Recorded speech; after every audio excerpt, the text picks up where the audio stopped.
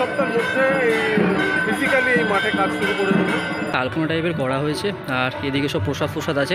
আমি দেখতে পাচ্ছি কাজু বরফি, যেটা আমার খুবই লোভনীয় লাগে। তবে অনুনাদ যে জায়গাটায় গিয়ে আমার অনুভূতিটা দুর্গার সঙ্গে মিশেছিল, তার পথ ধরেই আমি এগোচ্ছি। এবং আমার কাজ বলতে বা আমার দুর্গাপুজোর যে ভাবনা এবং তার যে পরিবেশন, সেটার মধ্যে কিন্তু আলো আর শব্দের ব্যবহারটা খুব অঙ্গাঙ্গভাবে জড়িত এবং খুব গুরুত্বপূর্ণ, এবং তার কোনো ব্যতিক্রম এবছরও থাকবে না আমার কোনো কাজের মধ্যে। এই মুহূর্তে আমি আছি দক্ষিণ কলকাতার একটা বেশ জনপ্রিয় ক্লাবের সামনে। এটা হচ্ছে কিন্তু কেন্দুয়া শান্তিসংঘ, আর ওদের কিন্তু দুর্গাপুজোর শুভ সূচনা মানে খুঁটি পুজোর মাধ্যমে কিন্তু শুরু হচ্ছে। এখানে যে ব্যানারটা এখানে আছে পুরো কেন্দুয়া শান্তিসংঘ 2025, সুশান্ত শিবানী পাল 2.0, বাপ্পাদিত্য দাশগুপ্ত। আর এটা হচ্ছে কিন্তু পুরো এন্ট্রান্সটা, এখানে পুরো গাঁদা ফুল পাতা বলতে সাজিয়েছে। এই দিকটা বেশ ভালো সাজিয়েছে, মানে এইটা আছে, এই দিকটা বিয়ে বাড়ি আছে, আর এইখানটা হচ্ছে কিন্তু খুঁটি পুজো। আর বেশ বেশ বড় করে একটা মণ্ডপ করা হয়েছে। এই দিকটায় কিন্তু ঢাক বাজছে, আর এই কোণটায় একদম এই কোণটায় কিন্তু পুজোর প্রিপারেশান নেওয়া হচ্ছে। এখানে আজকে রক্তদান শিবিরও আছে, আর এখানে কিন্তু বেশ বড় করে ব্যানারটা টাঙানো হয়েছে। তো পুজো শুরু হচ্ছে, চলো তোমাদেরকে দেখাচ্ছি। আর এই হচ্ছে কিন্তু ওদের 2025 সালের খুঁটিটা কিন্তু এখানে বেশ সুন্দর করে সাজানো হয়েছে। এইখানটা কিন্তু মাঝখানটা কিন্তু গামছা দিয়ে বাঁধা হয়েছে, আর এই দিকটা কিন্তু ফুল দেওয়া আছে। তাছাড়া এরকমভাবে কিন্তু খুঁটিটাকে পুরো রাখা আছে। আর এইখানটাও কিন্তু প্রতিবার ওদের এই জায়গাটাতেই কিন্তু খুঁটি পোতা হয়। আর এখানে কিন্তু লেখাই আছে কেন্দুয়া শান্তিসংঘ। আর এখানে কিন্তু পুরোহিত মশাই পুজোর জন্য মানে খুঁটি পুজোর জন্য প্রস্তুতি আস্তে আস্তে শুরু করেছে। এখান দিয়ে ফুল দিয়ে কিন্তু খুব সুন্দর একটা আলপনা টাইপের করা হয়েছে। আর এদিকে সব প্রসাদ আছে। আমি দেখতে পাচ্ছি কাজু বরফি, যেটা আমার খুবই লোভনীয় লাগে। তাছাড়া এখানে নারকেল আছে, শসা আছে। আর এইখানটা কিন্তু পুজোটা স্থাপন হবে আস্তে আস্তে। কিন্তু এখানটা বেশ সেজে উঠছে।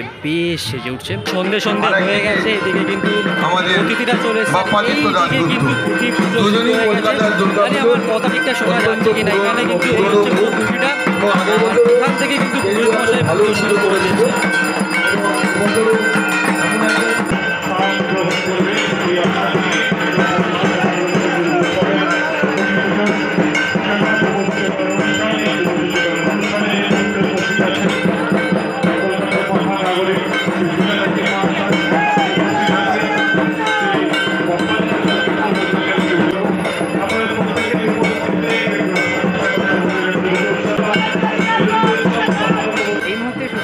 পেয়ে গেছি। সুশান্ত, আজকে পুজো হয়ে গেল কেন্দুয়া শান্তিসংঘের। তোমার কেন্দুয়া শান্তিসংঘের যে ফিল্ড ওয়ার্ক, সেটা কবে থেকে শুরু হতে চলেছে?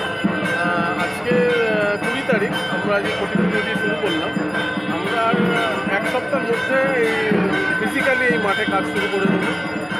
আর তোমার যে স্টুডিওর কাজ, সেটা কি শুরু হয়ে গেছে?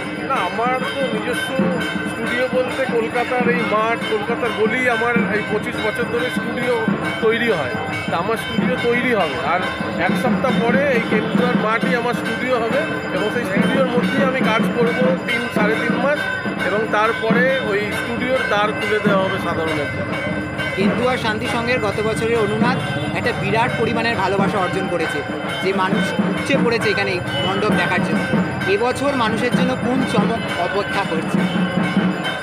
চমক কি দিতে পারবো আমি জানি না, তবে অনুনাদ যে জায়গাটায় গিয়ে আমার অনুভূতিটা দুর্গার সঙ্গে মিশেছিল, তার পথ ধরেই আমি এগোচ্ছি। কারণ আমার এটা একটা জার্নি।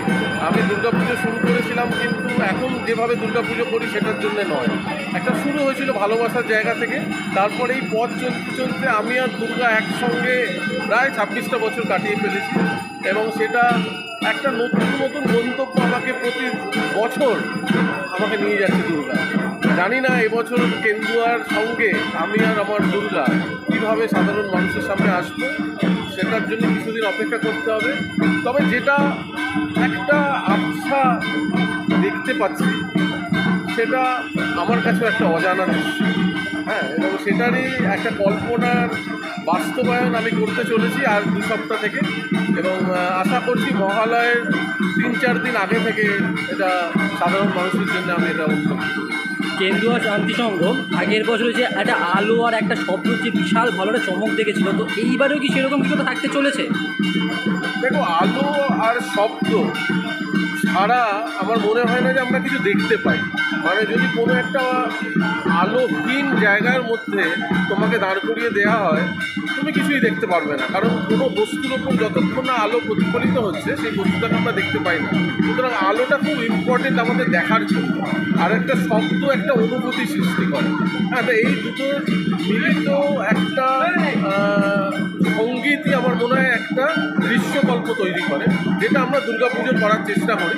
এবং সেই দৃশ্যকল্পর কোনো বিকল্প এবছর এখানে থাকছে না এখানে। এবং আমার কাজ বলতে বা আমার দুর্গাপুজোর যে ভাবনা এবং তার যে পরিবেশন, সেটার মধ্যে কিন্তু আলো আর শব্দের ব্যবহারটা খুব অঙ্গাঙ্গভাবে জড়িত এবং খুব গুরুত্বপূর্ণ, এবং তার কোনো ব্যতিক্রম এবছরও থাকবে না আমার কোনো কাজের মধ্যে।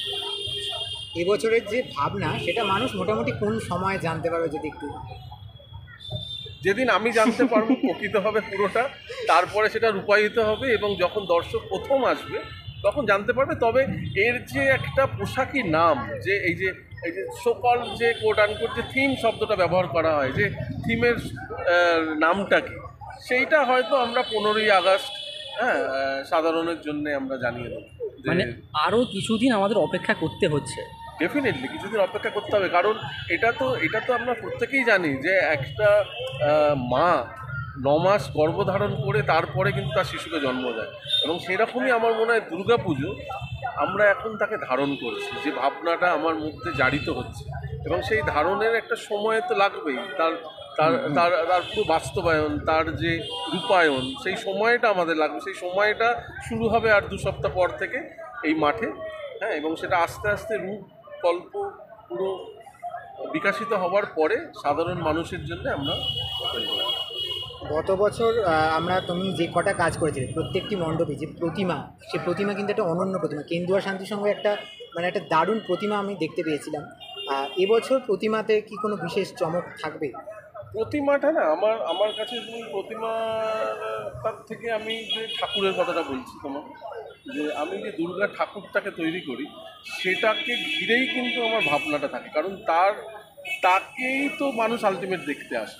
হ্যাঁ, তা আমার অনেক জায়গায় তো ওই প্রতিমাটা আমার থাকে না, শুধু ঠাকুর হিসেবে থাকে। মানে গত বছর আমার 3টে কাজের মধ্যে একটি কাজে প্রকৃত অর্থে সেই প্রতিমা বলতে যেটা বোঝো যে 10 হাতের ওই ট্র্যাডিশনাল দুর্গার ফর্ম, সেটা হাতিবাগানে ছিল, কিন্তু বাকি 2টি কাজের মধ্যে কিন্তু সেই চিরাচরিত রূপটা ছিল না।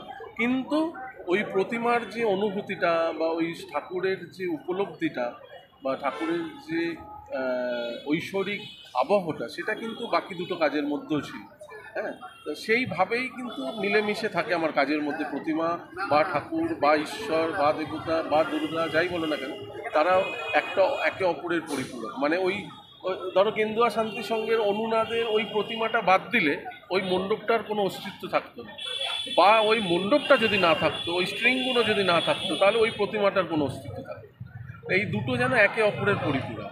হ্যাঁ, সেইভাবেই আমার ভাবনাটা গড়ে ওঠে, এবং সেইভাবেই কিন্তু এবছরও সেরকম একটা কিছু ভাবনা এখানে হতে চাই। একদম শেষে আগত দর্শনার্থীদের জন্য কি বলতে চাইবে? আগত দর্শনার্থীদের জন্য এটাই বলতে চাই যে আজকে কলকাতার দুর্গাপুজো 25 বছর আগের কলকাতার যে দুর্গাপুজো তার থেকে অনেকটাই আলাদা। এখন এটা বিশ্বজনীন, এবং এইটা শুধুমাত্র এখন আর দুর্গাপুজোয় সীমাবদ্ধ নেই। এটা একটা সামাজিক উৎসব, সেরকম একটা শিল্প চেতনা বা শিল্প বিকাশের মাধ্যমের একটা জায়গা। এখানে অসংখ্য গুণী মানুষ কিন্তু এই দুর্গাপুজোটাকে ঘিরে তাদের মনের ভাব, তাদের মনের ভাবনা, তাদের দুর্গা চিন্তাকে বাস্তবায়িত করে বিভিন্ন ক্লাবে, বিভিন্ন ময়দানে, বিভিন্ন গলিতে। কলকাতার রাজঘাট গলি এই দুর্গাপুজোর সময় কিন্তু দুর্গার আবহে একটা নতুন শিল্পের আঙ্গিক তৈরি করে। তা আমাদের প্রত্যেকের দায়িত্ব যেমন এই পুজোটাকে উপভোগ করা, এবং আমাদের আরেকটা বাড়তি দায়িত্ব এটা কলকাতা তথা বাংলা তথা ভারতবর্ষকে ছড়িয়ে গিয়ে যাতে সারা বিশ্বে এটা সকলের কাছে পৌঁছে যায় তোমাদের মাধ্যমে এবং আমাদের প্রচারের মাধ্যমে, যে আসুন কলকাতার দুর্গাপুজো দেখুন। এই অনুভূতি কিন্তু একমাত্র কলকাতা ছাড়া আর কোনো জায়গায় পাওয়া যায় না। অসংখ্য ধন্যবাদ।